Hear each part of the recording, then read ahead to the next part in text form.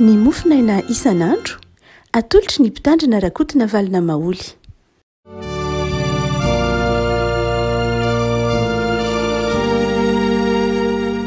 Faly miarahaba antsika rehetra ry havako malala tratrity alakamisy fa 3 volana septambra ity. Alakamisy fa 3 volana septambra izay anonana ny fiadanan'ny tompontsika sy amparizantsika amin'ny lalan'izay mofinaina voalahatra ny fiangonan'i Jesosy Kristy eto Madagasikara ho vakiana amin'ity andro ity. Ny boky ny mpanjaka faharoa no mofinaina antsika anio. Mpanjaka faharoa toko faha 7. Mpanjaka faharoa toko faha 7 nandiny fa 420. Mpanjaka faharoa toko faha 7 nandiny fa 420 ka hatramin'ny fa 20. Fakitsika amin'ny anaran'i Jesosy. Ary ny mpanjaka ny Asiria nitondra ny olona avy tany Babilôna sy Kota sy Ava sy Amata sy Sefarvaima ka namponina azy teny amin'ny tanànan'ny Samaria ny solon'ny zanak'Israely. Dia nahazo ny Samaria ireny ka nitoetra teny amin'ny tanànany. Ary raha vononina atao ireny dia tsy natahotra an'i Jehova, ary Jehova kosa nampandeha ny liona mely azy ka nahafatesany ireny izy. Dia eo ny olona tamin'ny mpanjaka ny Asiria. Ny firenena izay nafindranao sy namponenao eny amin'ny tanàn'ny Samaria tsy malaza tokony atao amin'ny Andriamanitry ny tany ihany ka dia nampandeha ny liona mely azy izy, ary indro nahafatesany ireny izy noho ny tsy fahalalany ny fanaon'ny Andriamanitry ny tany. Ary ny mpanjaka ny Asiria nandidy hoe irao ho aniny anankiray amin'ny mpisorona izay nentinareo ho babo avy tany, ary ao ka andeha izy ka hitoetrany, dia ao ka hampianatra azy izay tokony atao amin'ny Andriamanitry ny tany any izy. Dia tonga ny mpisorona anankiray avy tany amin'izay efa nentiny babo avy tany Samaria ka noho natao Betela, dia nampianatra azy izay fatahorana an Jehova. Ray masinao manamasinana ny fahamarinana ny teninao ny fahamarinana. Amen. Tamin'ny taona 2017 talohan'i Jesosy Kristy no naharavany ny fanjakana varatra, izany hoe ny fanjakany Israely. Fameritsika eto mofinaina hoe ny zara roa ny fanjakana zanak'Israely dia ny fanjakana atsimo izay nisy an'i Joda ary ny fanjakana varatra kosa izay nisy an'i Samaria, nisy an'ireo foko 10 hafa. Ary dia ireto foko 10 izay taty amin'ny fanjakana varatra reto dia resin'ny Asirianina ary rava ilay fanjakana zany. Fomba fanao tamin'izany fotoana izany rehefa resy ilay fanjakana dia ny olona matanjaka sy salama sy ny mponina ho aminy dia entina ho babo. Amin'ny taonjatenantsika sy ny taloha kely ny hoe misy ny fanjanahantany, izany hoe mametraka olona sy manjana koa ny mpanjanahantany. Fa tamin'izany fotoana izany dia ny olona indray satria ny ilaina tamin'izany fotoana izany dia angovo herintsandry andevy asa, dia izay resy dia hoentina miala amin'ny tanin-drazana, miala amin'ny firenena, dia manompo manamboatra, mamboly, miasa, manao lalana, manao tetezana, manao sinibendrano sy ny sisa any amin'ny firenena izay naresy azy. Ka rehefa rava Samaria ty amin'ny taona 2017 dia noentin'ny Asirianina nonina tany Asiria zany, noentin'ny vahoaka ny fanjakana varatra. Ary ny fanao dia mametraka olona kosa izy iandro tanàna na onona ao amin'io tanàna izay efa resy io. Dia io filazan'ny andiny ny 420 azy hoe lasa babo ny zanak'Israely, lasa noentin'ny Asirianina, ary nametraka fokofosa olona avy tany Babilôna, avy tany Kota, olona hafa firenena mihitsy iny nonina tao Samaria, izany nonina taty amin'ny fanjakana avaratra. Dia rehefa nonina tao ireo olona ireo mazava ho azy satria tsy mpino izy fa olona hafa mihitsy, tsy mpino an'Andriamanitra, dia olona hafa manana ny Andriamanitra, manana izay ny Andriamanitra ny tompony tany amin'ny tanin-drazany tany izy, ary dia napetraka nonina tao Samaria. Rehefa tonga tao izy dia tsy nanaja n'Andriamanitra, tsy natahotra n'Andriamanitra, tsy nanaja ny ataontsika hoe ny toeram-pivavahana sy ny momba ny vavahana ny tany izay voalaza fa lovan'ny zanak'Israely. Dia inona no nitranga? Nandefa lio an'Andriamanitra namely azy ireo. Dia rehefa nandefa lio an'Andriamanitra namely ireo mponina izay nivahiny nonina napetraka tao amin'ny tany Samaria ireo, dia naray tatitra ny mpanjaka hoe tsy mahalala fomba ny tany sy ny tokony hajaina momba ny Andriamanitra ilay faritra na ilay toerana ny olona napetraka ao, ka dia hoan'ny lioany izy, misy bibidia manimbany manaikitra mamono azy, manaikitra mihinana. Dia nandefa olona ny mpanjaka ny Asiria, mandany raha maka mpisorona zay nentinareo baby taty de mandana vereno any hampianatra ireo olona reo ny fahatahorana ny Andriamanitra izay tompon'ilay tany. Misy tenin'ny toro malagasy manao hoe ny tanin'andriana tiako nenana de ny satan'andriana tsy maintsy ajaina. Eto Madagasikara de betsaka ny faritra tahaka zany, betsaka ny faritra na toerana zay anafarana rehefa sendra mivahintsika amin'ireny toerana ireny de mba iny matetika zao ny fomba aty de mba hajaina, ohatra hoe tsy fiteny amin'ny tony toerana tony ny ohatr'izao, misy finoana mihitsy ilay izy ny hoe ohatra hoe tsy azo ataony manonona anarana ohatr'izao na miteny ohatr'izao na tsy azo ataony mihinana zavatra ohatr'izao, tsy azo atao koa mitondra ohatra tsy azo ataony mamboly tongolo ety raha ohatra ka monina ety nareo de tsy fanao mamboly tongolo ety fady am'ireny tongolo tony fahatro tony na fady hitondrana kisoa tony fahatro tony na fady hitondrana osy tony toerana tony na fady anonana zao anaran'olona ohatr'izao na fady tsy mahazo makaty na atretsy amin'isy fahatretsy any no azon'ny olona ohatr'izao ale sy ny sisa rehetra. Raha zany de misy loza, raha zany de misy avandra, raha zany de misy varatra milatsaka sy ny sisa rehetra. Zany hoe fantatritsika malagasy tsara ny dikany tony hoe ny tany de samy manana ny fombany. Ny tany de samy manana ny fombany ary rehefa mivahiny moa de anafarana mihitsy hoe mba hajao ny fombany reny tany reny satria isan'ny fahalalam-pomby zany fanajana lay olona ao aminy fa tsy hoe fanompontsampy akory. Drandray moa de afarana zay mihitsy ianao raha vao mandeha lavitra mba tsy hapahita loza lay toerana zay vahininao, andrandray raha moa de teneninao fiarovanao tenanao. Eto de misy tatahaka zany koa zay nanava zay ny tranga, zany hoe tsy ny rara iny reto mponina napetraky ny Asirianina reto ny tany Asiria, ny tany Samaritana, tany Samaria mamarina kokoa izay tanin'ny zanak'Israely dia nandefa lion'Andriamanitra nandripaka sy namono azy ireo. Rehefa malala misy zavatra mamperitreritra de ny hoe eo amin'ny efa lasa ataontsika hoe lasa fomba mihitsy zany lay finoana ao amin'ity faritra ataontsika hoe nisy ny zanak'Israely ity. Raha ohatra ka jerena tsara amin'ny ataontsika hoe amin'ny lalàna maha-olombelona de izao ny fizotrany, ny finoana no misy aloha, zany hoe ny finoana zany de zavatra zay ataontsika hoe fifandraisana amina hery anankiray tsy hita maso ny atao hoe finoana. Ny finoana de fifandraisana amina ataontsika hoe hery iray zay tsy azo tsapahitana nefa misy, ohatra hoe ny finoantsika n'Andriamanitra, ny finoantsika an' Jesoa dia fifandraisana ampanaza, ny fifandraisana zay faharesen-dahatra zay tsy misy tsy azo tsapahitana fa misy. Ny finoana rehefa aveo de miteraka ataontsika hoe fomba, tsy ny fomba rehetra akory no avy amin'ny finoana okazava fa ny finoana de manjary fomba. Ny fomba zany de fanehoana amin'ny fomba hita maso ilay finoana. Ohatra tsika manao hoe tsika mino fa Andriamanitra dia mpahazo zao rehetra zao, zay ny finoantsika. De izay finoantsika n'Andriamanitra mpahazo zao rehetra zao zay de tonga fomba rehefa aveo, tonga mahatonga atsika mivavaka na mahatonga atsika manome voninahitra azy. Ny finoana zany de manjary tonga fomba hoy isika teo. Ny fomban-drazana zany, ny fomba raha misy teny hoe fomban-drazana de alohany tsy hoe fomban-drazana na ny eo ambadika ny fomban-drazana de misy finoan-drazana na misy finoana nentim-paharazana. Tsy ny fomba rehetra akory azavaina, tsy ny finoana rehetra, tsy ny fomba rehetra akory no avy amin'ny finoana, fa ny finoana de matetika miteraka fomba. Dia fa misy koa ohatra hoe tarazo tsotra fotsiny na sotoavina tsotra fotsiny manome fomba, tsy voatery finoana zany, fa misy fomba tena hoe noho ny sotoavina ndray tsy voatery hoe misy finoana mihitsy eo ambadika, fa ny finoana kosa nefany de tokony hiteraka fomba izy.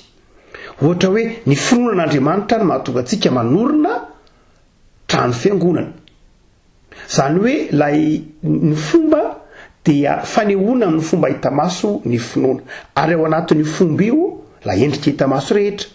Ao anatin'izany ny ataontsika hoe ireo ritina cérémonie isan-karazany zay ataon'ny olona amin'ny finoana ohatra. Raha ohatra ka manompo mino ny herin'ny fanompo-tsampy izy de misy fomba ataony any. Ohatra manao sorona izy fomba zany. Raha ohatra ka manao vavaka izy na manao joro izy fomba zany. zany hoe rehefa mamonkitra lay fomba manongotra lay fomba lay fanompona zany de zao lay fomba endrika ivelany disefitra ohatra ka mietreritra hoe manapaka lay fomba fotsiny de mety nefa le finoana mbola tafapetraka ny finoana no miteraka lay fomba ny endrika ivelany zany ny trano ny fitafiana ny ataontsika hoe raha ty amin'ny fiangonana de endrika ivelany liturjia endrika ivelany ny liturjia de fanehoana amin'ny fomba hita maso ilay finoana endrika isehoan'ilay finoana ny liturjia ny fomba ampiangonana rehetra ao anatiny ao dia endrika isehoan'ilay finoana ny fomba koa izy rehefa aveo ny fomba indray rehefa aveo rehefa miverimberina rehefa iainana ao anatin'ny fiainana andavanandro de lasa kolotsaina izy zany lasa kolotsaina izy ohatra hoe ny kristianina rehefa misakafo de mivavaka izy efa tsy fomba tsony zany zao efa lasa kolotsaina izy ary raha voatra ka kristianina ka tsy mivavaka tonga de efa vampivandravandra ny olona rehefa olinonito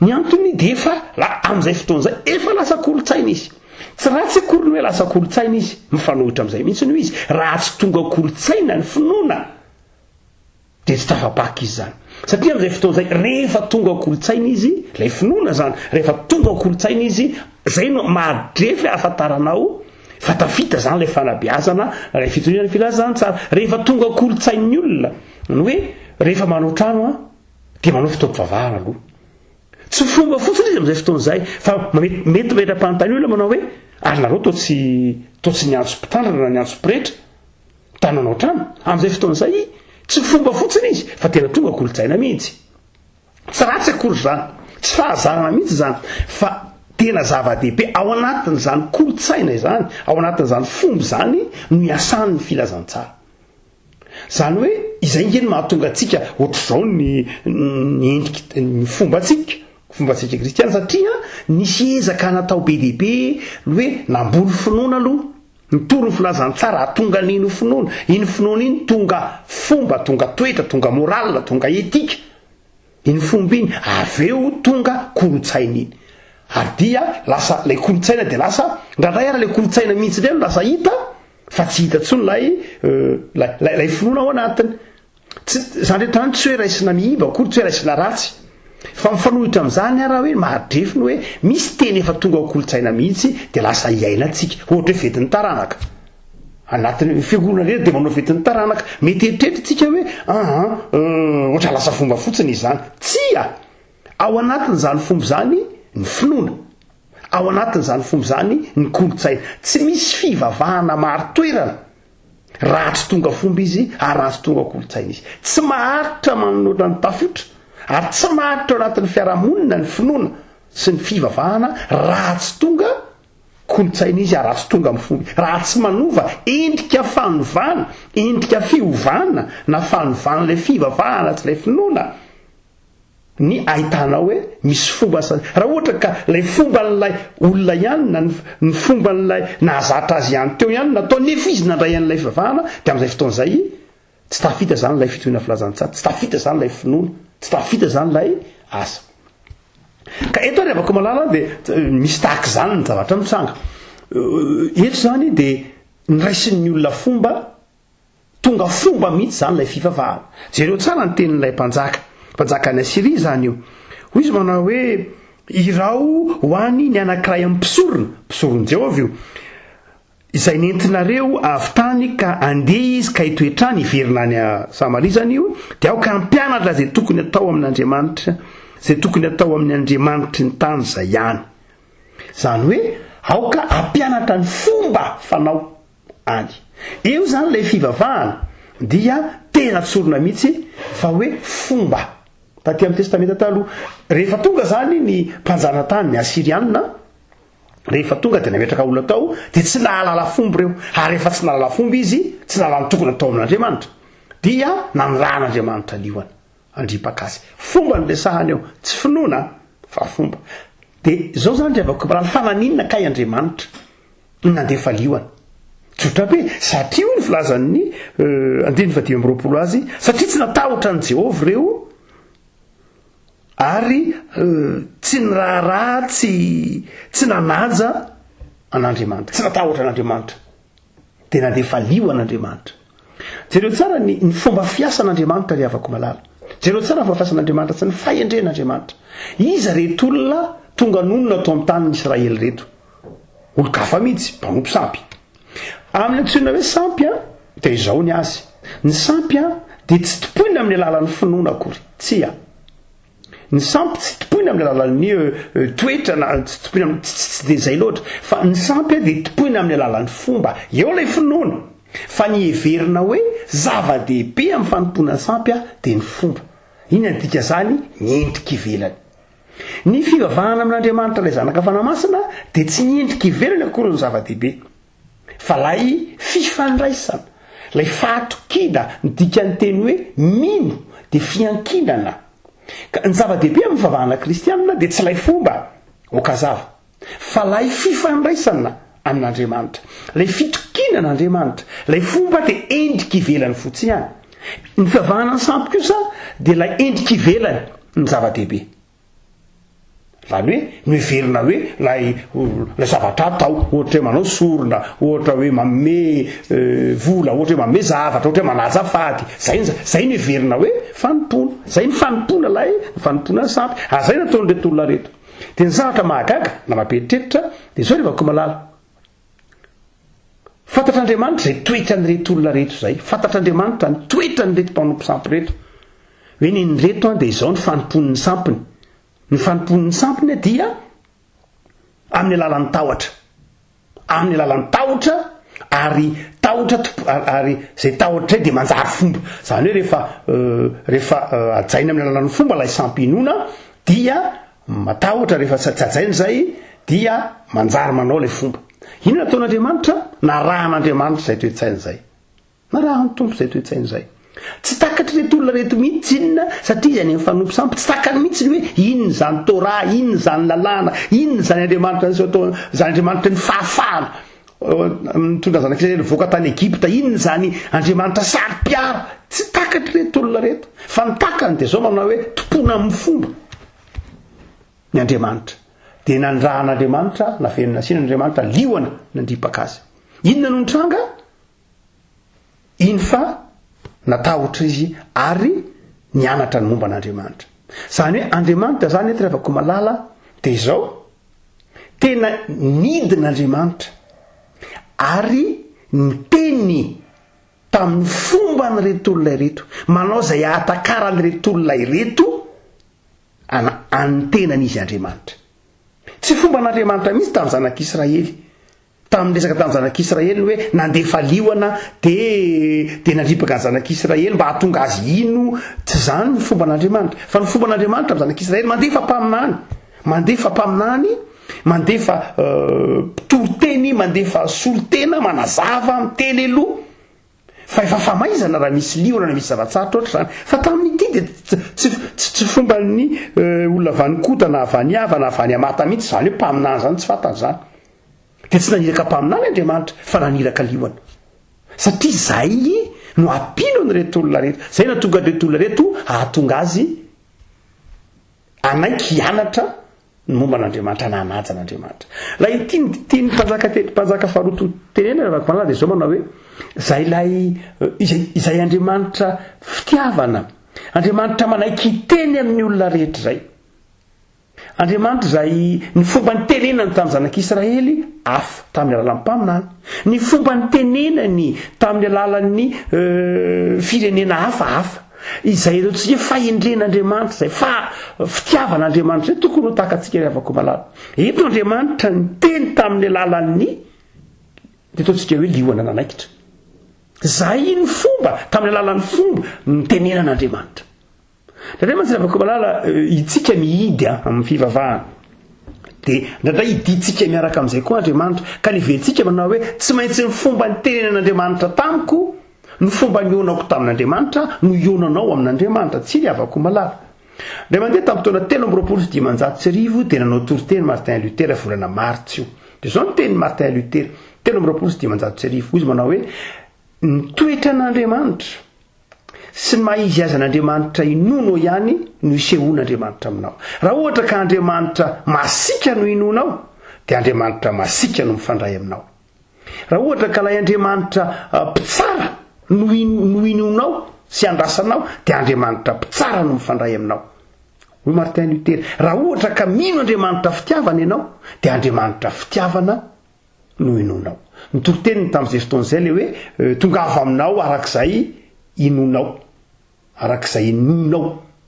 Zany hoe raha ohatra ianao ka mino an'Andriamanitra, zanaka fanamasina io, ka le toetra an'Andriamanitra famindram-po no inonao dia famindram-po izy hoy Martin Luther. Fa raha ohatra ka ilay Andriamanitra inonao, Andriamanitra mpanasa azy, Andriamanitra mpitrapoka, dia izay koa no inonao, izay koa no endrika isehoan'Andriamanitra aminao Martin Luther. Zany hoe ilay Andriamanitra tsy rehefa malala tsy hoe Andriamanitra miovaova sanatria ny vava, fa izao ny tiany Martin Luther tenena dia ity: Andriamanitra dia tsy voafetra ny saintsika, ka ny hoe izay fomba nionany tamin'ny zanak'Israely no tsy maintsy nionany tamin'ny malagasy, na ny fomba nionany tamin'ny malagasy no tsy maintsy nionany tamin'ny ataontsika hoe tamin'ny Grika. Raha niresaka tamin'ny Grika Paoly dia tena filozofia nentiny Paoly nitory ny filazantsara, tena olon'ny saina ny Grika dia ny saina no nampiasain'Andriamanitra niresaka tamin'ny Grika. Zay ny dikany hoe mibebaka dia fiovantsay. Raha ohatra ka niresaka tamin'ny jiosy Andriamanitra dia ny fo teo amin'ny jiosy ny tena zava-dehibe. Zay no mahatonga ny hoe fiovam-po ny tena zava-dehibe. Ny dikany teny hoe mibebaka dia fiovam-po satria ny fo ny tena zava-dehibe tamin'ny taty nanana tamin'ny jiosy. Raha ohatra zany ka hoe tamin'ireto olona reto ny fomba ny zava-dehibe dia natsoina hoe mibebaka dia fiovam-pomba, raha izay nazo ilazana azy. Natsoina hoe mibebaka dia mety ho fiovam-pomba. Raha ohatra ka hoe ny tena zava-dehibe mpitantana dia mety natsoina hoe mibebaka dia fiovam-pitantanana. Zany hoe ny zava-dehibe dia izao rehefa malala ny tsy heveranao an'io Andriamanitra io ho azo atao anaty boaty anankiray na ao anaty toerana anankiray ka izay tsy maintsy ny fomba netsony anao ny netsony tsy rehefa malala ny netsony tsy netsony anao, ny fomba firesany amiko tsy ho firesany aminao. Fa ny zava-dehibe dia izao fifandraisan'Andriamanitra. Ary rehefa miteny hoe fifandraisana dia arakaraka an'ilay rehefa miteny hoe fifandraisan'ny ray aman-dreny sy zanaka dia misy zanaka dimy eo fa samy hafa no mety hifandraisana izy dimy mianaka. Dia tahak'izay koa ny finoana rehefa malala, ny finoana fifandraisana dia samy manana izay intika hifandraisana izay ny tsirairay avy. Ekena fa misy ny toviana, ekena fa nisoratra masina dia lasitra hitsarahantsika ilay engim-pifandraisana. Mazava ho azy ny soratra masina dia mazava hoe mifanaraka tsy mifanaraka amin'ny sitrapon'Andriamanitra ny fomba hifandraisana ho amin'izany na ny fomba hifandraisana aminao. Mazava ho azy fa izao malalaka mihitsy Andriamanitra ka tsy azonao tenena manao hoe izay fomba netsona netsonanao na ny fomba nionako tamin'Andriamanitra nionao tamin'Andriamanitra samy manana ny azy. Manosika rehefa malala zitsika manao hoe eto zany dia Andriamanitra nanaiky nandefitra, tsy nahazaka ny ataontsika hoe ny avery reto olona reto, mipetraka ao amin'ny tany masina ihany izy, mipetraka ao amin'ny toerana izay efa nofidian'Andriamanitra ho an'ny zanak'Israely izy, kanefa tsy miaina izay. Dia hiteny aminy Andriamanitra, ary efa niteny aminy Andriamanitra dia niteny aminy tamin'ny toe-tsaina nahazatra azy, dia nandefa liona Andriamanitra zany niteny azy tamin'ny fombany Andriamanitra.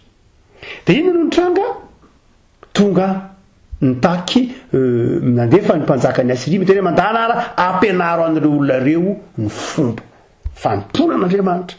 Zany hoe eo zany ilay fivavahana satria namaiky reto olona reto dia ny fahafantarana ny fomba dia tonga tokoa ilay mpisorona nampianatra azy ny fomba fanimpona. Fa izao rehefa malala tao mpamaranana jereo tsara fa ilay mpanjaka Asiriana dia izao sy ny mponina tao dia mampiasa ny teny mandrakariva ny hoe fomba fanimpona. Fa ny mpanjaka kosa rehefa miteny dia miteny hoe fahatahorana an Jehova. Zany hoe jereo tsara lay fomba fifandraisana. Tsika mantsy eto Madagasikara mbola tena mametraka toerana be mihitsy ny kolotsaina mpiarahamonina izay zava-dehibe. Fa izao rehefa malala jereo tsara fa izao lalina be ilay fanazavan'ny mpanjaka azy. Jereo tsara fa ny mahamaika an'Andriamanitra dia ny fahatahorana azy. Ny mahamaika ilay mpanjaka ny Asiria sy ny mponina ao aminy dia ilay fomba. Zany hoe ny tanjon'Andriamanitra nandefa ilay liona sy ny tanjon'Andriamanitra nahatonga an'ilay mpisorona ho any ampianatra dia ahatonga ireo olon'ireo hatahotra an Jehova. Hatahotra an Jehova. Ary raha jerena ny fakan'lay teny hoe matahotra dia mahafinaritra be any antikan'ny teny latina azy amin'ny baiboly latina fa be dia be mantsy ny teny hoe matahotra amin'ny fampiasany teny hoe matahotra fa la endrim-pahatahorana lay matoa teny hoe matahotra eo dia tahotra mitondra makany amin'ny fitiavana fa tsy tahotra mitondra makany amin'ny fanosirana. Zany hoe ny tanjon'Andriamanitra zany raha ohatra ka nampiasa ny fomba ny reto olona reto ihany izy, zany hoe niteny tamin'ny fomba ny reto olona reto izy, nidina izy ka nanaiky niteny tamin'ny fombany mba hahatonga ny reto olona reto hatahotra azy ary hahatonga ny reto olona reto ho tia azy. Zany hoe lay tahotra mampanatona, lay tahotra mampanaja, zay ny dikan'io. Fa misy karazana tahotra misy voambolana moa amin'ny teny latina ny tahotra mampanatona sy tahotra mampandositra. Fa eto dia le tahotra mampanatona ny voambolana nampiasain'ny mpanjaka, ary tsy tahotra mampandositra. Iny izy fa tamy dia mandositra ohatran'ireny matahotra bibidia ireny. Dia zay no antony nandefasana ilay mpisorona hoe mahatonga tahotra tao anatin'ireo olona izay nonona tao Samaria ka hahatonga azy ho tia an'Andriamanitra. Zany hoe tena tanjon'Andriamanitra dia niteny tamin'ny fomba n'ilay olona izy hahatonga n'ilay olona dingana faharoa hianatra, nitahotra ary hahatonga azy ho any amin'ny fitiavana. Ny tena tian'Andriamanitra ilay avako malala dia tsy ilay fomba loatra. Ilay fomba zany dia fitaovana ihany. Ilay fomba dia fitaovana tahaka ny hoe tonga teto ny misionera roanjato taona lasa zay dia nisy fomba teto, nisy fomba malagasy teto izay nampiasainy ny misionera. Ohatra ny teny hoe Andriamanitra. Ny teny hoe Andriamanitra dia tsy ny misionera no nitondra azy, fa raha ohatra ka tsy nisy hoe Andriamanitra atao anatin'ny voambolana malagasy dia ho godiny ny etsotsika an'Andriamanitra. Fa efa nisy voambolana atao hoe Andriamanitra atao anatin'ny voambolana malagasy dia iny fotsiny nampiasainy ny misionera hoe efa misy ato, efa ty fireneny ty efa manana teny mahalaza azy dia Andriamanitra. Saingy le Andriamanitra tamin'izany fotoana zany mbola tsy lay Andriamanitra rain'i Jesosy Kristy tompo akory io, fa le toetsaina fotsiny nefa nisy hoe Andriamanitra pahary nidikany teny hoe Zanahary dia adiatymanina lay masoandro lay pahary efa nisy tao io teny tany sanskrit, efa nisy tao lay pahary lay masoandro dia izao. Fa saingy hafa nametrahany kolotsaina malagasy azy na ny finoana malagasy azy. Fa rehefa tonga kosa misionera hoe tena ity le izy nanaiky mihitsy Andriamanitra zany, nanaiky ho tononitsika ho lay Andriamanitra ny baiboly dia nanaiky ho tononitsika ho lay Andriamanitra nampiasaina tao kolotsaina malagasy. Ary dia izao tsika tsy mahatsiaro Andriamanitra tao kolotsaina malagasy zany fa lay Andriamanitra zay reo nitonon'ny razika teo olona lay tsika ny anarany dia nampiasaintsika io ny antsonany io. Zay fatao ihany mazava ho azy. Tena dia izay fanetretena an'Andriamanitra zay, izay fitiavan'Andriamanitra nanaiky ho tononinao tamin'ny teny malagasy hoe Andriamanitra. Zay io anarany io nefa tsy fantatra ny ampiasain'ny malagasy azy fa nanaiky ho tononinao amin'io io voambolan'io Andriamanitra hoe Andriamanitra. Fitiavana ange zany tiavako malala. Ilay Andriamanitra zay ataontsika hoe tompo ny lanitra sy nanao an'izao rehetra dia nanaiky ho tononinao amin'ilay hoe Zanahary. Ilay Zanahary nefa ny anarana zay efa teo ihany. Marina fa hoe Zanahary dia tany fahafatara malagasy azy dia Andriamanitra tany ambony tany nanao zao rehetra zao. Fa izao tsy tena ilay mbola Andriamanitra ny baiboly io, fa nefa nanaiky izy ho tononinao amin'izany. Izay mihitsy amin'ity mpanjaka ity hoe Andriamanitra dia manaiky. Andriamanitra noho ny fitiavany, noho ny famindram-pony dia miteny amintsika amin'ny fombantsika izy. Tsy izy no midina satria tsika tsy tafakatra. Ny iva tsy tafakatra fa ny avony midina, izy nihetry. Ary rehefa nihetry izy dia inona? Nampianatra antsika atahotra azy. Ary ny tena tiany dia izao, tsy olona manompo azy amin'ny tahotra fotsiny fa olona manompo azy amin'ny fitiavana. Eto ampamakana avako malala satria ndresaka kolotsaina isika dia ny tianao tsika avako malala dia izao zava-dehibe ny fomba. Ny fivavahana kristianina dia tsy fomba akory. Misy fomba mpivavahana kristianina betsaka ny batisa mety ao anatin'ny fomba tsy fantatro ny ao anatin'ny mozambiky liturgy. Misy fomba tsika izay mahazatra fa zao rehefa malala ao ambadiky reny fomba reny dia misy ny finoana. Raha mitentsika manao hoe batisa sina rano dia ny finoantsika fa Andriamanitra dia manadio sy manasa antsika. Zay ny endrika iseho, zay ny dikan'ireny fomba reny hoe misy rano atete. Inona ny dikany hoe manao rakitra sika, inona ny dikany hoe mandoalika sika, inona ny dikany hoe mifaly tsika, inona ny dikany hoe manao madio tsika miangona, dikany hoe manao akanjo montina tsika miangona, satria zany masehon'ilay finoantsika. Raha ohatra ka manao akanjo mifinjifinja na sanatria manao akanjo tsy montina maka, dia izay koa zany mambaran'ilay finoanao, satria ny fomba dia misy dikany. Raha izay no ataonao fomba dia inona ny dikany zany, inona ny finoana entina zay. No zany avako malala ny vavahana kristianina ekeny fa manana ny fombany izy. Fa ny tena antony ny amarita ny vavahana kristianina tsy fomba loatra. Tsy maintsy ho fomba izy satria fivavahana. Tsy maintsy ho tonga kolotsaina izy satria misy fomba. Tsy maintsy misy fivavahana atao ao satria resaka, satria fifandraisana. Fa izany rehetra zany endriky ilay isehoan'ilay finoana. Fa ny tena tian'Andriamanitra dia zao, tsy mijanona ho fivavahana izy, zany hoe fifandraisana, tononona mivavana fifandraisana, tsy mijanona ho kolotsaina izy, tsy mijanona ho fomba izy, fa tena tonga fanolorantena sy fitiavana. Zany hoe mivavaka ianao no ny tian'Andriamanitra dia mivavaka ianao manatona azy noho ny fitiavana. Dia topoy amin'ny fitiavana ary Andriamanitra, topoy amin'ny fitiavana ny Andriamanitra ao, satria ny antony nanondran'Andriamanitra ny Jesosy hamonjy ianao dia fitiavana. Ny fomba zava-dehibe iny tsy afa-miala mihitsy sika ary ataontsika iny, fa ny endrika isehoan'ny dikany iny dia finoana sy fitiavana ny ambadika. Ny tian'Andriamanitra rehefa ko malala dia zava-dehibe ny finoana, ny fikolotsaina ataontsika daholo zany, fa zao aza mijanona amin'izay.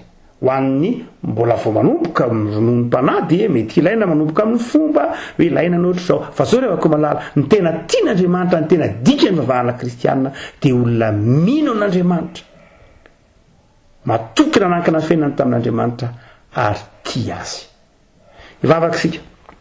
Tompo nisotranao zahay noho ny teninao izay azonay nivakina tamin'ny tenin'ny razanay, ary fanetretenanao raha teo nanome anay ny teny, ary mbola fanetretenanao nanaiky teny aminay amin'ny fombanay, amin'ny teninay, amin'izay mahazatra anay, ary mamarinonao mihitsy ny teninao manao, ary ny teny dia tonga nofo ary tonga malagasy koa aza ny fifandraisana aminao. Dia misaotra tompo fa takatray zany, fampianary zahay ho tianao, fa ny tena tianao dia izay manompo anao amin'ny fitiavana, tsy manompo anao amin'ny endrika ivelany fa manompo anao amin'ny fitiavana. Misaotra fa nomenao tantara zay, nomenao kolotsaina zay, nomenao firenena zay, nomenao tanindrazana zay, menao mihoatra noho izay tazanay amin'ny firenena maro azy. Fa renindrehetreny tompo dia tokony hisoranay ianao, fa ampianary zay tsy hampifanohitra ny finoanay sy ny maha-izahay anay aminao Andriamanitra zay loharano renindrehetra reny, fa atao fitianao mihoatra ny zavatra rehetra zay. Dia tahiny tokantrano tsirairay, tahiny fanoloran-tenanay amasino zay tompo, iankina aminao hatrany. Misaotra Jesosy. Amen.